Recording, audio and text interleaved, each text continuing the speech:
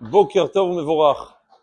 Imaginez que vous recevez une invitation au Palais Royal, à l'Élysée, et sur le carton d'invitation, c'est écrit noir sur blanc, Kasher Badatz. Donc même pour les plus réticents d'entre nous, a priori, on vous fait un repas, la meilleure cache-route.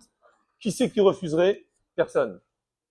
Agmaï dans Maseret Megillah, Mipnema Nitraïvu Israël Sheboto Ador Klaya. Comment ça se fait que, au début de l'histoire de la Megillah, toute cette génération méritait la Xéra de Haman, Mipne Shenehenu Besoudato Sheloto Racha, parce qu'ils ont profité de la Seuda d'Achashverosh. L'Agma va dire par la suite que tout était cachère. Le vin était cachère, tout est cachère. Alors quel est le problème?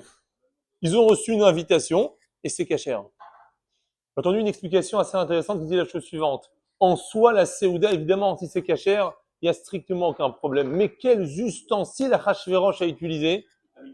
Les ustensiles du Beth Amikdash. Pourquoi? Comme la Gemara l'explique, il avait fait un certain calcul et pour lui c'était évident, c'est fini. Il n'y aura pas de Beth Amikdash, vous resterez un galou toute votre vie.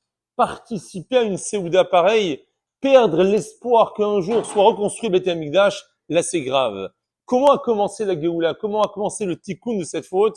Lorsque on va chercher Mordechai pour le promener sur un cheval dans toute la ville, qu'est-ce qu'il était en train de faire à ce moment-là, dit la Gemara? Il était en train d'étudier avec les enfants la halachot de Kmitza. Comment est-ce qu'on fait un korban Kmitza, korban mincha? Ah, vous étudiez à nouveau les halachot du Beth Amikdash. Ça veut dire qu'en réalité, c'est pas perdu. Il y a encore de l'espoir que ça soit construit. Là, vous méritez immédiatement d'être délivré. Et donc, une des leçons qu'on va retenir de cette Megillah, c'est ne pas perdre espoir dans la Géoula, Bimera Biamenu.